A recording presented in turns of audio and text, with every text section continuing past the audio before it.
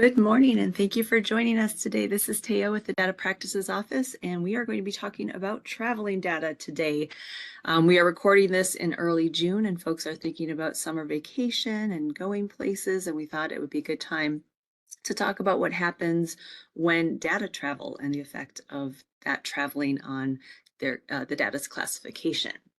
If you are newly joining us and are unfamiliar with us, we are the Data Practices Office. We are a small team of 4 at the Department of Administration, and we are tasked with assisting people with understanding the Data Practices Act and the Open Meeting Law. So if you have questions around those laws, please feel free to reach out at any time. We're happy to have those conversations with you. We also help the Commissioner of Administration with her statutory responsibilities, which include advisory opinions and data challenge appeals. So we may reach out to you if you're a government entity as part of those processes. We also provide legislative assistance. And as you know, the legislature just finished up their work last month, and a variety of new changes have come into existence. We are going to have a very brief webinar in July, just hitting some highlights from the legislature, and then we'll have our usual legislative recap in the July newsletter. So please feel free to sign up for our listserv, and then you can get access to those resources when they are available. This is what we're going to do with our time together today. We're going to talk about traveling data. We're going to put them into practice, the provisions into practice with some scenarios. I'm going to talk pretty quickly so we can have some time at the end for some Q&A. If you have questions, please feel free to put them into the Q&A panel at any time as you think of them. Please make sure to choose all panelists so we can make sure to see them. And I wanted to let you know that the slides for this presentation are on the website where you registered. So if you go to the DPO website under events and webinars, on that page, you scroll to the bottom, all the slides for all of our webinars are there. This one is there already, so you can access it at any time. We are also recording this, and so it will be available on our YouTube channel probably tomorrow or at least early next week, or at the latest early next week. So you'll be able to go back and listen to it if you missed something, or if you wanted to hear a question, or if you just wanted a refresher, it will be available to you. So let's talk about traveling data. What are traveling data? What do we mean when we say that? There is not a definition of traveling data in the Data Practices Act. So if you look through Chapter 13, you're not going to find this phrase. I don't know who coined it. We certainly have some older advisory opinions that talk about data traveling or traveling data, but we generally use this phrase to refer to provisions in Section 13.03, Subdivision 4, that deal with the classification of data that are shared from one government entity to another, or data that are shared with or come from the courts. And these provisions help us to understand the questions around classification of data at the disseminating entity and the receiving entity, and the effect that sharing has on that classification.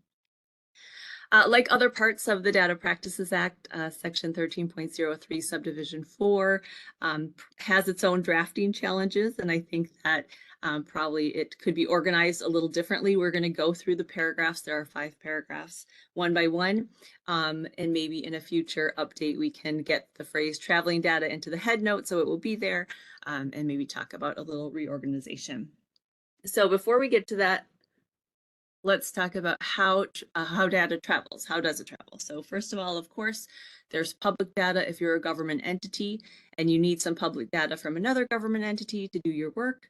Certainly you can have access to that because anyone can have public data for any reason.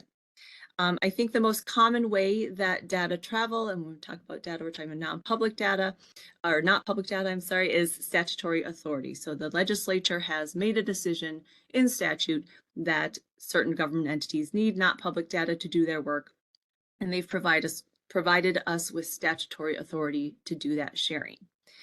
Data may also travel with informed consent if it's private data on individuals or non-public data not on individuals. The private data on individuals can be shared with written informed consent, and that is in Chapter 13 and the administrative rules related to data on individuals in Chapter 1205. There's also an older advisory opinion that says non-public data not on individuals may also be shared with written informed consent. Another way that data can travel is via subpoena, and I have a little note there, or court order. So not public data can certainly be shared and travel via court order.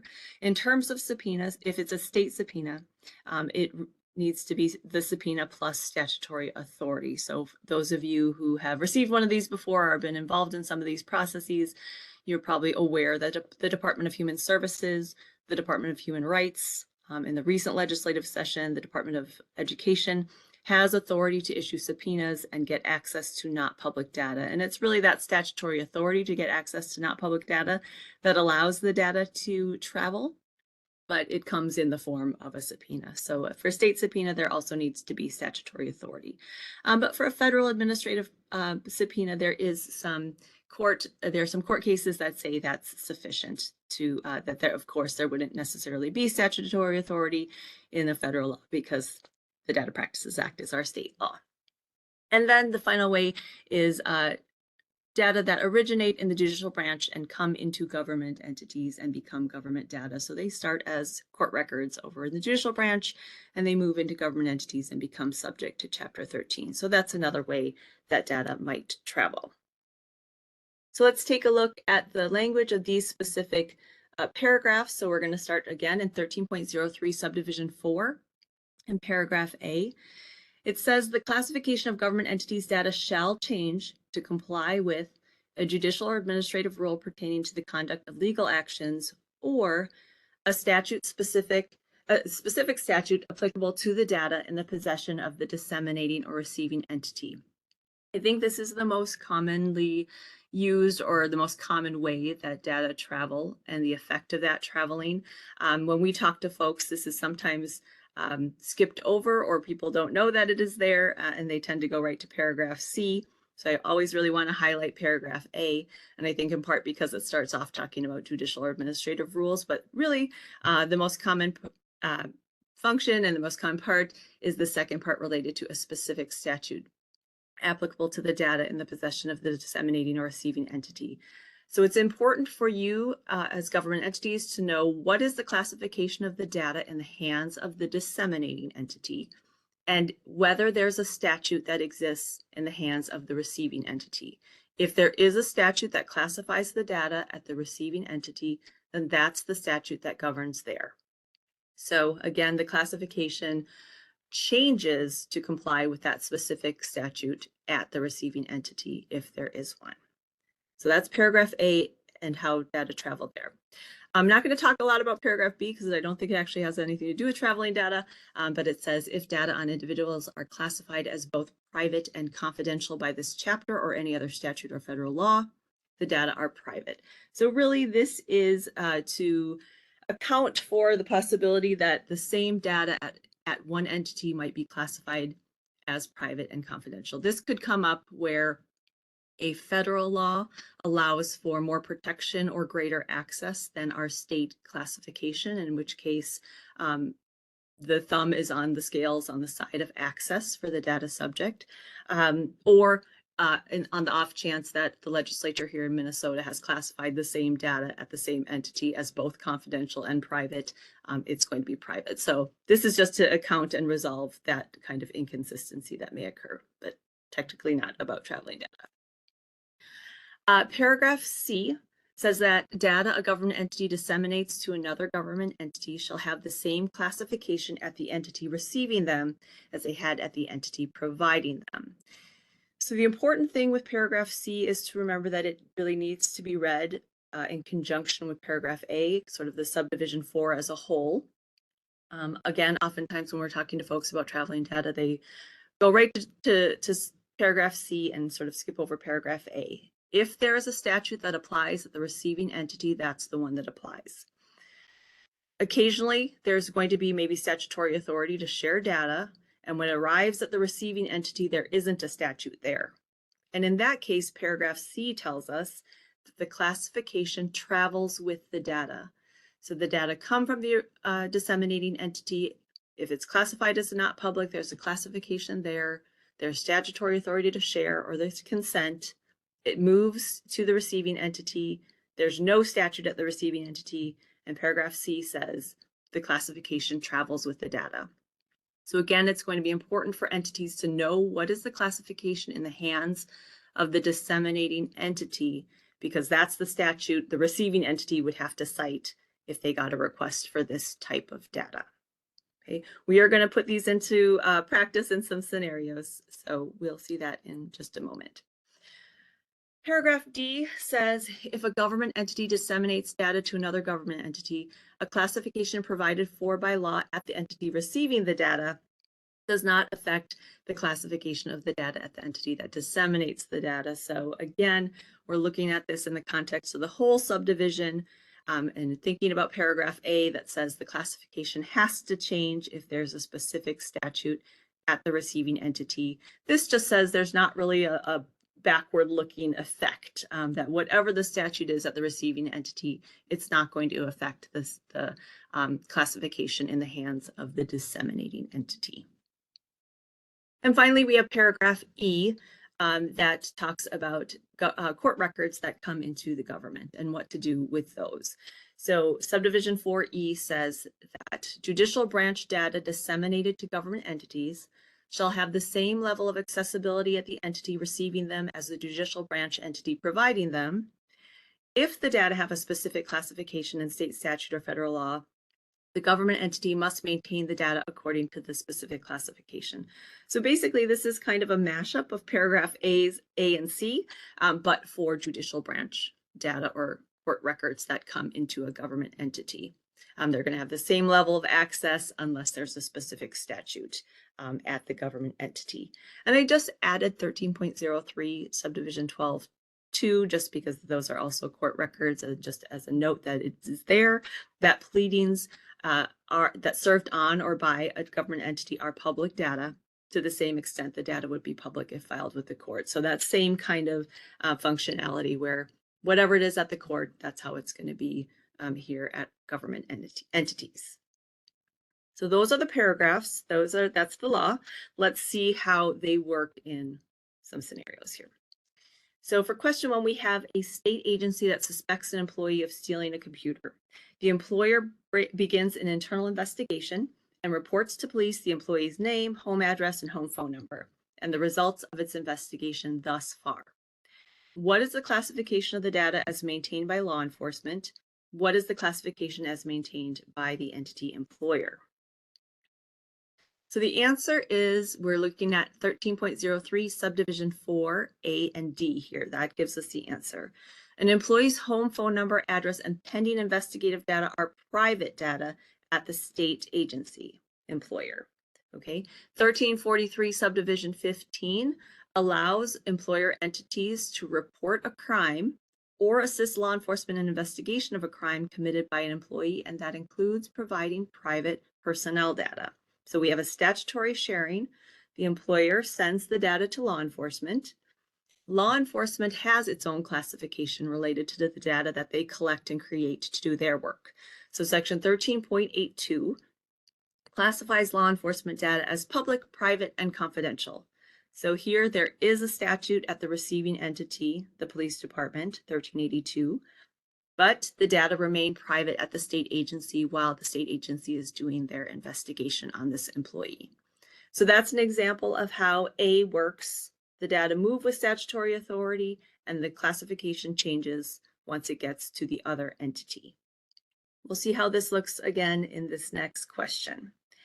A public school reports a teacher to PELSB, the State Teacher Licensure Board.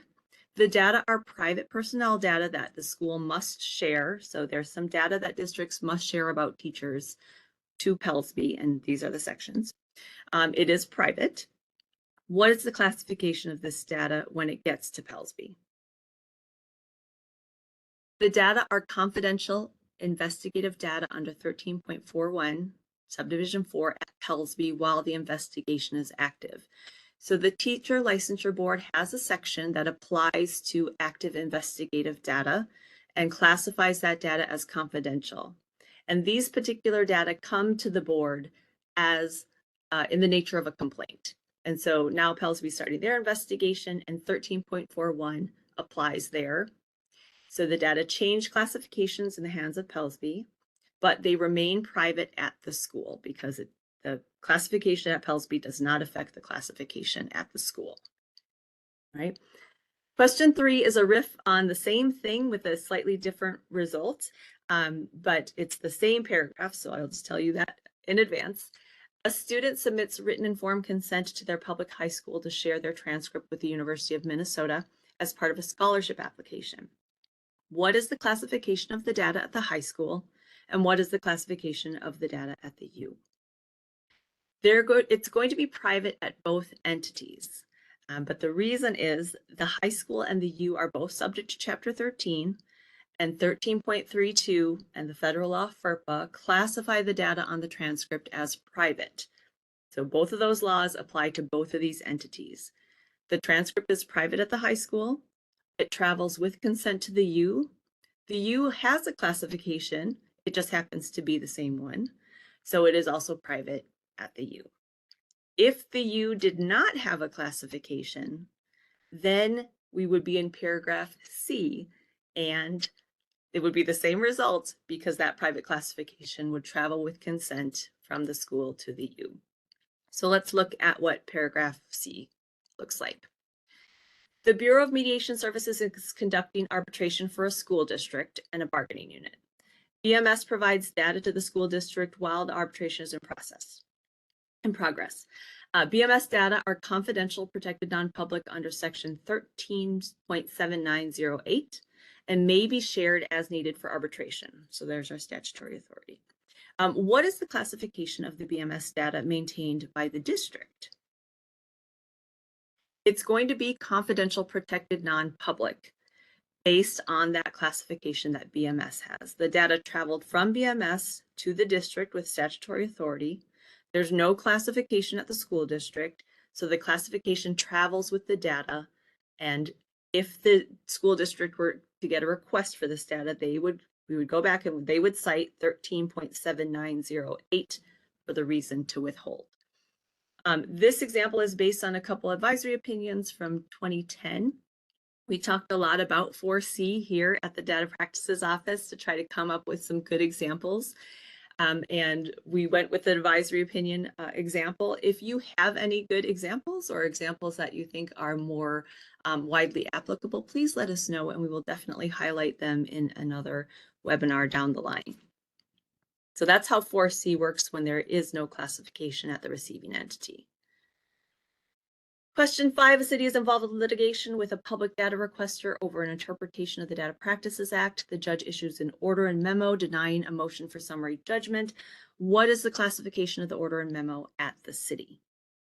This is, of course, paragraph E. If it's public at the courts, it's public at the city. Again, this is a public data request. I was trying to make this scenario, about public data and that it would probably be public. So likely everything here is public at the courts at the city. If for some reason it was restricted at the courts, it would then be restricted at the city. And of course, the city would want to review any court order very carefully to think about what the scope of that order would be and what would really apply.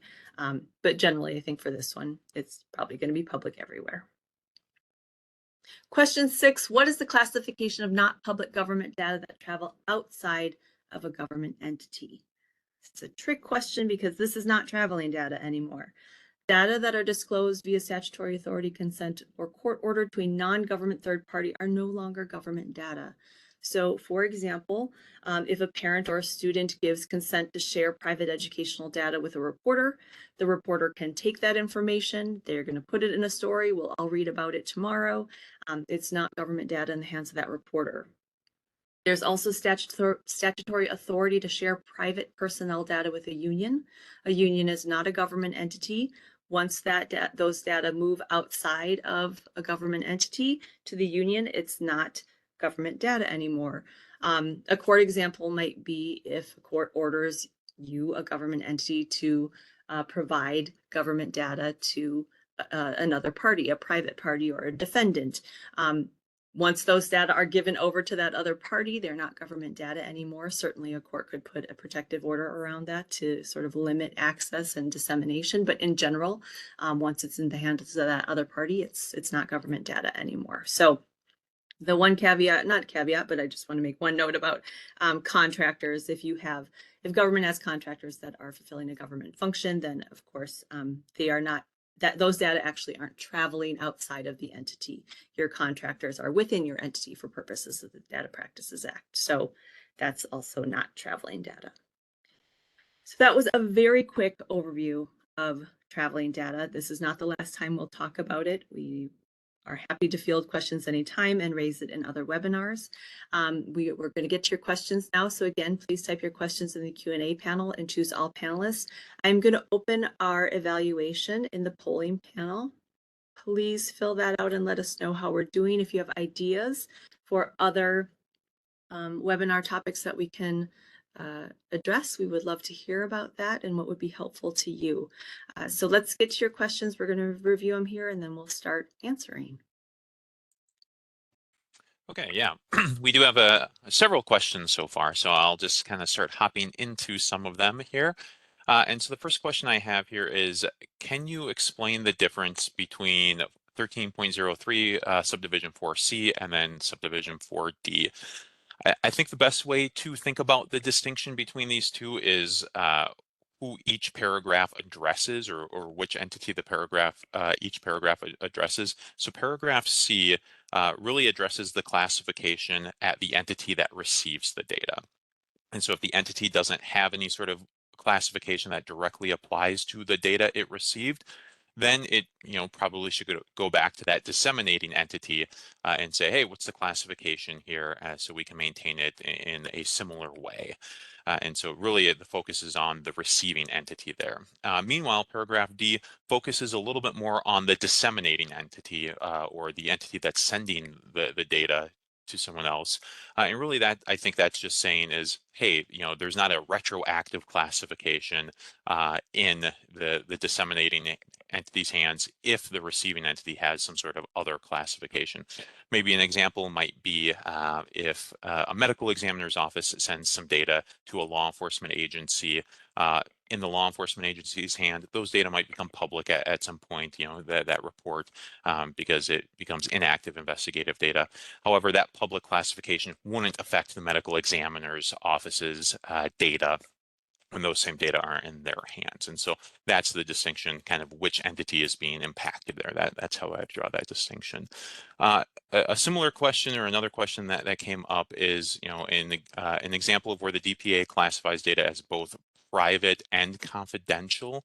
And for example, if private personnel data is also civil investigative data under section 1339, that would be confidential, which provision controls.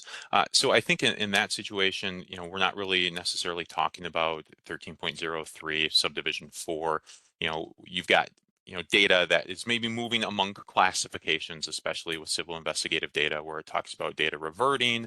I think the context of the data, the data request maybe matters, because there's some case law, Harlow versus Department of Human Services, that says the same set of data can have different classifications depending on the way it's asked for, or kind of bounces back and forth there. I think maybe an example that I saw recently where private versus confidential came up was someone called 911 to make a property complaint against a neighbor, and then that caller asked for the 911 audio call, and so that person's identity was classified as confidential under the property complainant aspects, but the 911 call was classified as private data under 1382 subdivision 4. And so the question was, well, which governs?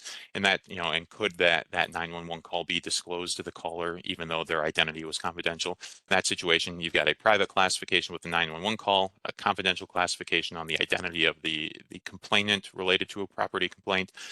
There we said the private classification governs, and that caller could have that 911 call because it's private versus confidential in that situation. So it's pretty rare that there's a conflict there, but that would be one example. We have another question here. It asks, in question 2, assuming there was no other classification for the data after the investigation was complete, would it then revert back to the classification from the disseminating agency? And so I want to kind of just, the question 2 was when an employee's home phone number, address information were sent to another agency, and there was an investigation at the other agency. So it was private at the sending agency, and then it was confidential at the receiving agency. But then maybe the investigation is complete. So we have an advisory opinion that's pretty similar to this example. It's advisory opinion 19-011. It's regarding a school district who sent data to a law enforcement agency. It was private personnel data. I believe the law enforcement agency in this situation had a warrant or a court order to receive that not public information as part of their criminal investigation.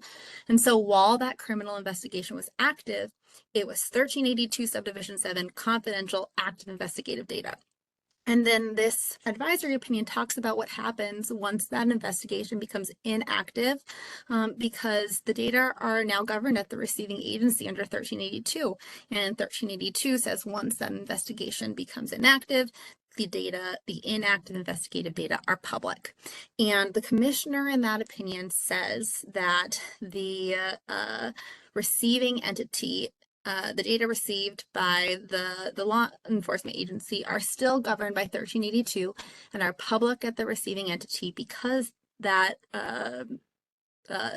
section that governs the data at the receiving entity has that public trigger. And so regardless of the classification of the data maintained by the school that had originally sent the data are probably still private at the school, but the receiving entity, now the data are public. And so it won't revert back to that 1343 classification from the employer in the hands of the law enforcement agency. Okay, just one follow-up question here. Do you know offhand what the property statute is that that we'd reference withhold the data? Yeah, I apologize. That's section 13.44. Couldn't remember it off the top of my head just a second ago. So I apologize I didn't provide that. But yeah, 13.44 addresses the subdivision 1 addresses the identities of individuals who register complaints regarding the use of real property that violates state laws or local ordinances. Just one other question here that when I adjusted. So a law enforcement entity receives a medical examiner's report from the ME's office. Would this report say keep the same classification as it had at the medical examiner's office, or would it have a different classification? And so this is a really good example of that 13.03 subdivision 4A. At the medical examiner's office, oftentimes those reports are going to be classified as confidential or private, depending on kind of the status or where it is in the investigation with the medical examiner's office. However, when that is shared with a law enforcement agency, the law enforcement agency that's receiving it does have a statute that would be applicable to the data in the law enforcement agency's hands, and that would be 1382.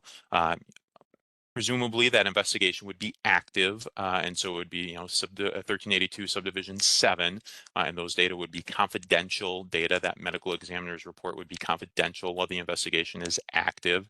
Once the investigation becomes inactive, you'd be treating that medical examiner's report like any other data, and so it's 1382 subdivision 7 says when the investigation is inactive, those data would become public. And so that is actually a really good example of that 13.03 subdivision 4A, where at two different entities it's going to have maybe slightly different classifications depending on the context, because that law enforcement agency does have an applicable statute that would apply to the data in its hands related to that investigation.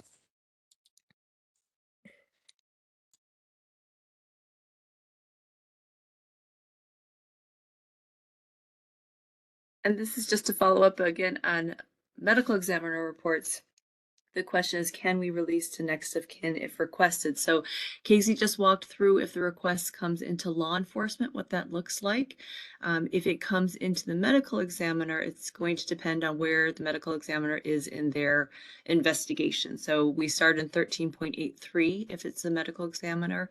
It's confidential, protected, non-public while they're doing their work. Some things are public, but their investigative data while they're sort of making their determinations is confidential, protected, non-public, in which case the next of kin would not be able to get access to that.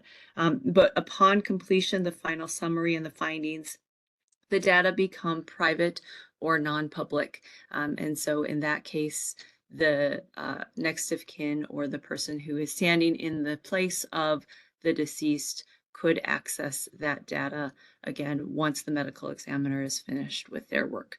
The other option again is the family might go to law enforcement, and when that becomes inactive, it becomes inactive law enforcement data and anybody can have it.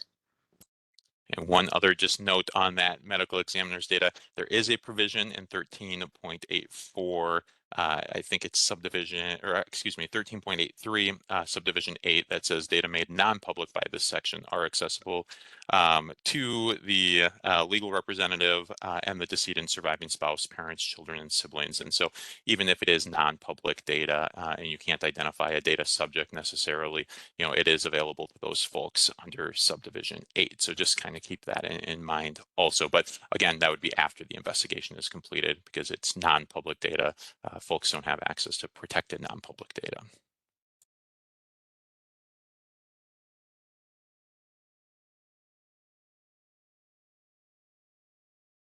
Nope, I wasn't watching the clock, and we are at time.